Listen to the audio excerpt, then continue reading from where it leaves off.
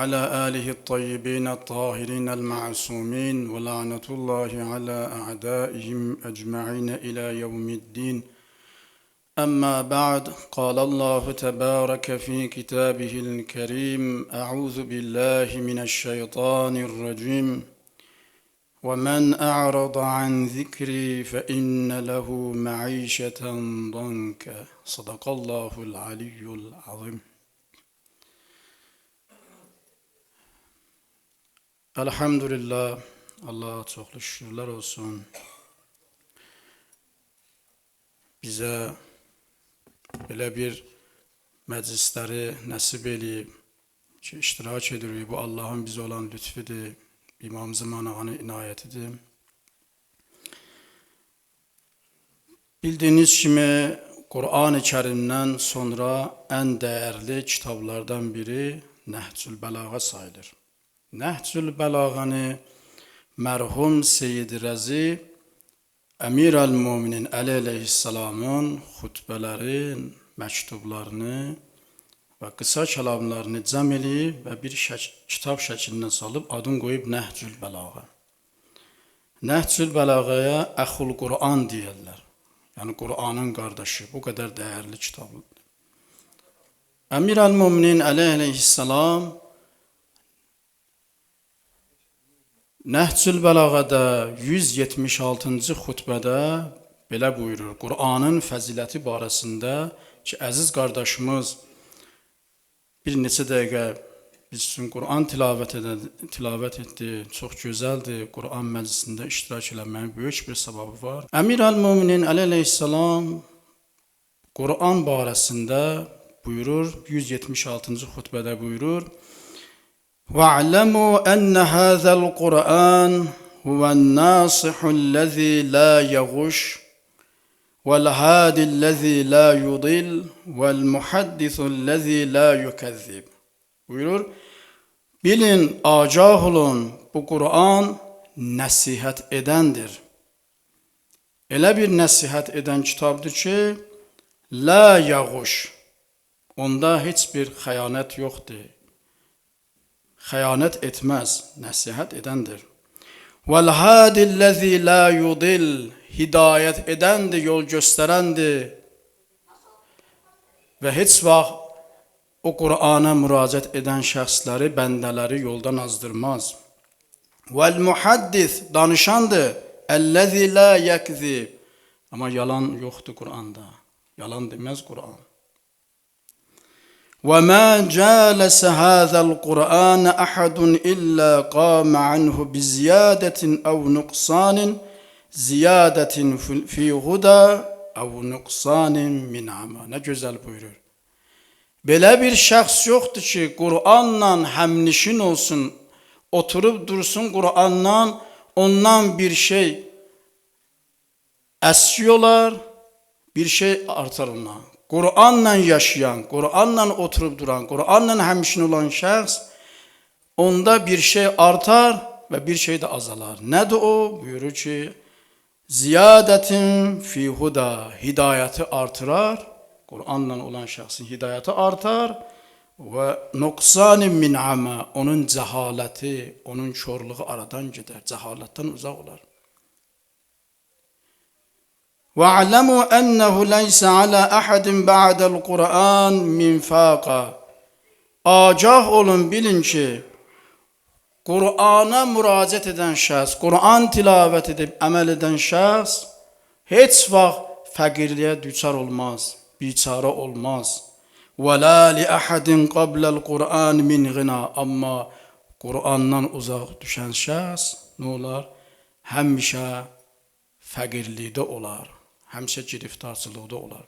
Baxın əzizim, burada Emir el-Müminin aleyhisselam buyurur ki, Kur'an nəsihət edəndir və heç vaxt xəyanət etməz.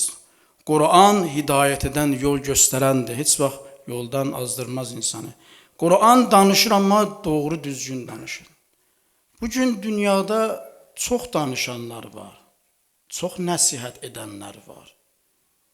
Amma bəzi nəsihət edənlərin nə qədər həqiqətdə insanları aldatmır, Yəni xeyirxahdır. Əmir el-möminin burada buyurur ki, nəsihət edəndir, amma xeyirxah nəsihət edəndir. Doğru düzgün bəndələr, ona müraciət edənlər nəsihət edir. Danışır, indi bu günlərdə danışanlar çoxdur. Amma nə qədər məlumdur ki, onun dedikləri doğru və düzgündür. Quran yol göstərəndir. Nə qədər insanlar var, nə qədər bu dünyada yol göstərənlər var. Görə o yol göstərənlərin hamısı doğrudanmı özü doğru yolu göstərir ya bu yolu göstərir insana. Əmir el-mömin buyurur ki, bu Quran elə bir kitabdır. Ondan sonra buyurur ki, Quranla həmnişin olan, Quranla oturub duran mənası nədir əzizlər? Yəni Quranı oxuyub, Quranın mənasına diqqət eləyək, Qurana əməl edək, Quran məclislərində iştirak eləyək. Baxın, belə bir Quran məclisləri olur, Quran oxunur, Quranda iştirak eləməkdir, Qurana mənasına, təfsirini bilib və nəhayət əməl etmək, Quranda düşünməkdir. Bunlar da insanı nə edir? İnsanda hidayəti artırar, insanın zəlalətdən, insanı cəhalətdən uzaqlaşdırır. Əmir el-mömin buyurur. Deyir, Əmir el-mömin buyurur ki, indiki belədir, Quran doğru yol göstərəndir, yalan yoxdur onda. Quran xəyanət etməz, nəsihət edir, doğru düzgün nəsihət edir, indiki belədir və Qurana müraciət edən şəxs heç vaxt fəqirlikdə, çarəsizdə qalmaz. İndiki belədir, fəstəşfuhu min ədvaikum. Belə isə deyirsiniz, öz xəstəliklərinizin dərmanını Quranda axtarın. Xəstəliklərin dərmanını Qurandan istəyin. Quran vasitəsilə ondan şəfa istəyin. وَاسْتَعِينُوا بِهِ عَلَى لَأْوَائِكُمْ. Öz müşkillərinizi, çətinliklərinizi bu Quran vasitəsilə bundan kömək istəyin. Əgər istəyirsiniz, o çətinlikdən çıxasınız, çətinliyə, müşkillərə qələbə çalasınız, Qurandan kömək istəyin. Yeganə Qurandır ki, insanı müşkillərin həll edər. فَإِنَّ فِيهِ شِفَاءً مِنْ أَكْبَرِ الدَّاءِ. Buyurur ki, bütün ən böyük dərdlər, ən böyük xəstəliklər ki var, ki onun şifası Qurandadır. Nədir? 4 dənə söz buyurur. 4 şeydə, İmam Əleyhisselam buyurur ki, 4 şeydə ki, insan üçün ən böyük xəstəlikdir, ən böyük xəstəlik insanın o mənəvi, əxlaqi, ictimai xəstəliyi bu 4 şeydə cəm olub, onun şifası Qurandadır. Nədir o? وَهُوَ الْكُفْرُ وَالنِّفَاقُ وَالْغَيْ وَالضَّلَالِ. Bu 4 şeydə cəm olub. Bütün bu mənəvi xəstəliklərin hamısı cəm olub bu 4 şeydə. Nədir o? Küfürdür, nifaqdır, ikiyüzlülükdür, vəl-gay, cəhalətdir, vəd-dalal və azğınlıqdır. Fəsəlullaha bi. Belə isə istədiyimizi Quran vasitəsilə, istədiklərimizi Quranın vasitəsilə Allahdan istəyin. Əgər istəyirsinizsə, bu mənəvi xəstəliklərdən qurtulasınız, nicat tapasınız, ora-bura getməklə deyil, başqa səmtlərə getməklə deyil. İnsan var, görürsən, deyir, yox, mən bir yol seçmişəm, mənim bu yolla gedirəm. Yox, indi hansı dövrdür? İndi müasir dövrdür. Müasir dövrdür indi. Quran neçə əsr bundan qabaq nazil olub. İndi hansı dövrdür indi? İndi elə bir dövrdür ki, mən istədiyim kimi yaşasam elə istədimə çataram. Çatır, çatmır ki. Hacı Məhmud adında bir kişi olur, mümin kişi olur. Kəndlərin birində, bir xırda bir kəndlərin birində yaşayır bu. Daim məscidlə gediş-gəlişi vardı Hacı Məhmudun. Pak insan idi, çox xalis insan idi. Hər gecə namazlardan sonra, məğrib işa namazından sonra Quran tilavət edərdi. Möminlər də, məscidə gələnlər də onun ətrafına cəm olardılar. Bir gün Əmir adında bir cavan oğlan şəhərdən gəlir. Şəhərdən gələnlər biraz fərqlidir axı görürsən. Şəhərdən gəlir məclisdə görür bu Hacı Məhmud həmişə kimi Quran oxuyur, cəmaət də Qurana qulaq asır. Deyir Hacı Məhmud ağa, deyir bu Quran oxumağın nə faydası var? Cəmaətin problemi, müşkili var. Buna həll eləmək lazımdır. Sən hər gecə gəlirsən elə Quran oxursan, cəmaət də ətrafı yığışır, yenə çıxıb gedirsən, sabahsı yenə Quran oxursan. Bunun nə faydası var? Müşkilləri həll eləmək lazımdır. Cəmaətin çətinliyi var, müşkili var, yoxsullar var. O qədər problemlər var, onu həll eləmək lazımdır hacı. Yaxşı sözdür.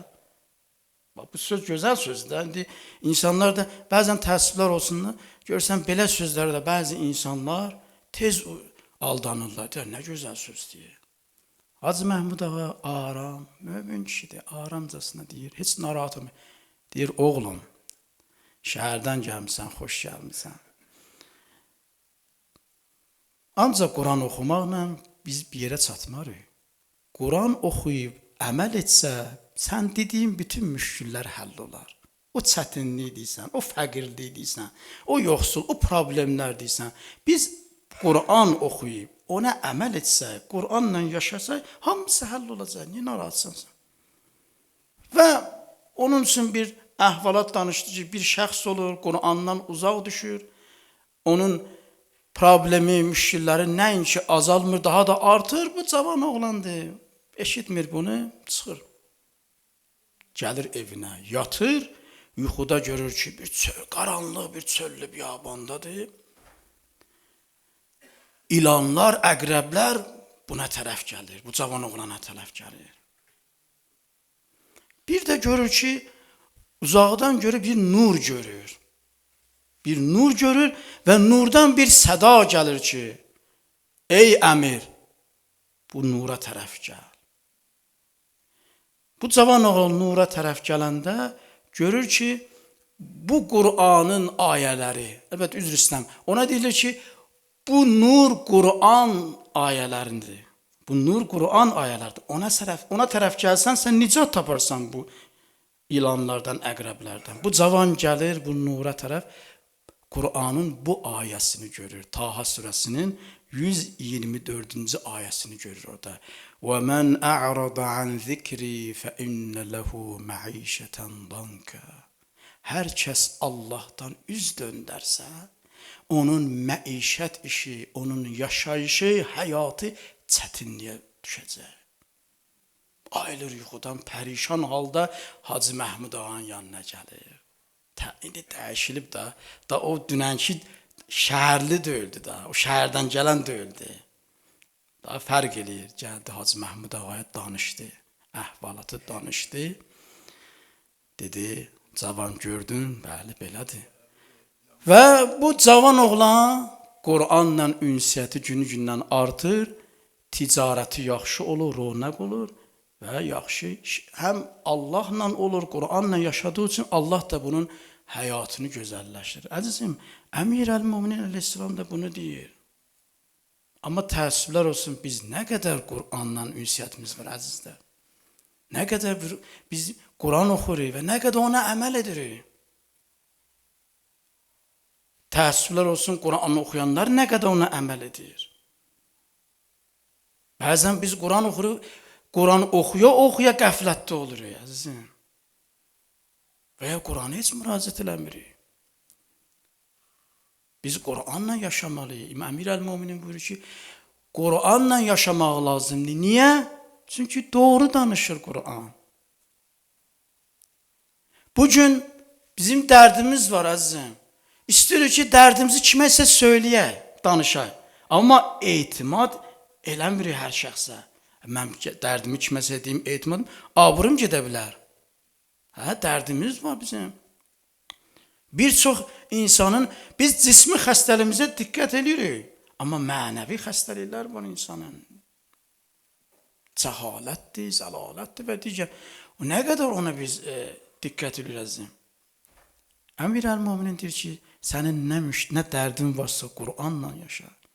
Qur'an gözəl nəsihət edir. Qur'an sənə doğru yol göstərir. Quran hidayət edən kitabdır.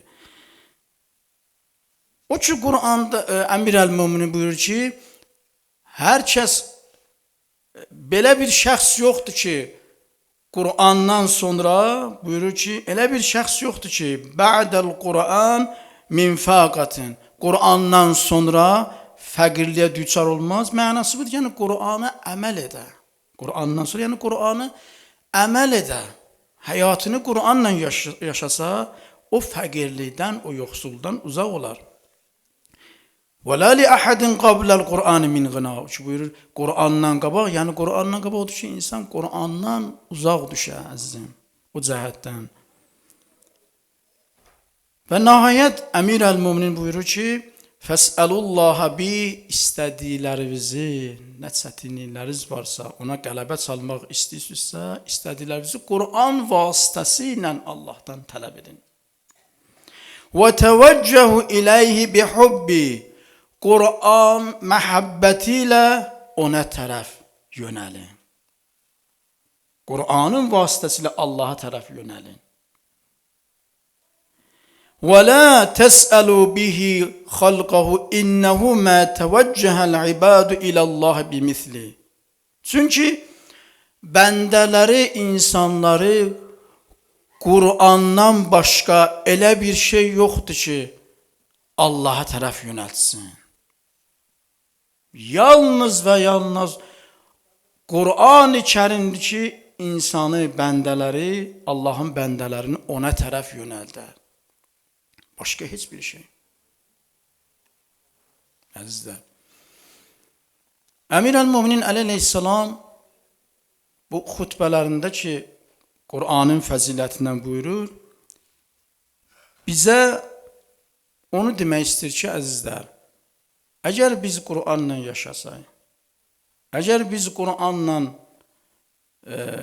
ünsiyyətimiz olsa, bizim həyatımız gözəl olar. Amma biz ki, istəyirik ki, öz problemimizi, müşkillərimizi həll edək, amma bəzən görsən ki, öz fikirləşdiyimiz kimi istəyirik ki, yaşayaq, amma görsən, alınmır. Alınmır. Gərək biz Qur'ana müraciət edək. Allahın verirəm izzət-i cəlalın əzəmətinə, Allah bizi Qur'an və əhl-i beytdən ayrı salmasın. Əlbəttə, bu Qur'an-ı Kərimlə yaşamağın, Əmir əl-Möminin ki, buyurur Qur'anın fəzilətindən, məlumdur ki, Qur'anı bizə tanıtdıran natiq-u Qur'an Əhl-i Beyt əleyhissalamdır. Əhl-i Beyt əleyhissalamdır. Əmir əl-Möminin əleyhissalam gözəl bilir ki, Qur'an necə kitabdır və biz ona müraciət eləsək, aqibətimiz necə olar və ona görə bizim üçün Qur'anın fəziləti barəsində buyurur. Digər xutbələrində Nəhcül Bəlağada Qur'an barəsində çoxlu Əmir əl-Möminin buyurduqları var. Allah bizi Qur'anla həmnişin eləsin inşallah. Allah bizi Qur'andan heç vaxt ayrı salmasın. Əlbəttə, Qur'an bəzən Qur'anı yaşamağın, bəziləri insanlar belə düşünürlər ki, Qur'anın elə oxumaqsa da, biz onun mənalarına, tərcüməsinə, təfsirinə baxsaq da biz ondan kifayət edər, amma belə deyil, əzizlər. Biz nə qədər Qur'anı açmasaq, biz nə qədər Qur'an oxumaqsaq, tilavət etməsək, ona tərəf yönəlməliyik, biz onun mənalarına diqqət eləməliyik. Ki, Peyğəmbər Qur'an barəsində buyurur, Qur'anı tilavət edin, üzündən oxumaq, Qur'anı üzündən oxumaq belə ibadətdən sayılır. Çox hədislər var Qur'anın tilavəti barəsində. Qur'anın, insan Qur'anla yaşayır. İnşallah ümidvaram ki, Allah Teala bizə bu fürsəti verib ki, biz eləyə bilərik belə bir şəhərdə, Moskva şəhərində elə və digər yerlərdə də İnsanlar, müminlər eləyə bilərlər, Qur'anla ünsiyyəti olsun inşallah. Biz eləyə bilərik, bu fürsət ki var əlimizdə, Allah bizə bu neyməti verib, Qur'an oxumaqdır, Qur'an barəsində söhbət eləməkdir, bunlar inşallah Allah bizə fürsət verib. İnşallah bu günlərin qədrini bilək, Qur'anla yaşayaq inşallah və biz nə qədər Qur'anla yaşayaq, Qur'ana müraciət eləsək, bizim aqibətimiz o qədər xeyirli olacaq. Bir şey də demək istəyirəm. Biz bəzən Quran oxuyanlara elə deyirəm. Bəzən görürsən ki, bizdə bir əlaqə yaranır, görürsən Quran oxumağa. Başlayır məsələn, indi 10 səhifə, 20 səhifə bulur da bəzən. Adam bir yaxşı halı olur, Quran oxuyur. Bir həftə keçir üstündən, görürsən, ondan sonra yenə başlayır oxumaya bir həftə. Bir gün oxuyur, bir gün oxumur. Yox, belə yaxşı deyil, məsləhət deyil belə. Yaxşı olar ki, evi yoxdur, az oxu, amma hər gün oxu. Bir alimlərdən biri buyurdu, gözəl ustadlardan biri. Deyir, evi yoxdur, sən bir səhifə oxu, 5 dəqiqə. Hatta sən indi bir səhifə baxır da, eləsi var görsən, 5 dəqiqə bir səhifə, eləsi 10 dəqiqə oxuyur. Evi yox, bir səhifə oxu, amma hər gün oxu. Daimi olsun.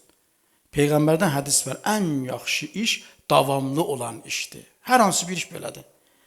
Sən bir dənə yaxşı iş görsən, bir dəfə edirsən, ondan sonra üstündən bir xeyləm keçir, sonra yenə istəyirsən bir yaxşı iş görəsən, bir xeyir iş görəsən. Ən yaxşı iş odur ki, Peyğəmbər davamlı işdir. Yəni həmişə sənin bu işin davamlı olsun. Xeyriyə, nəysə bir xeyir iş görməksən, davamlı olsun. Quran oxumaksan, davamlı olsun.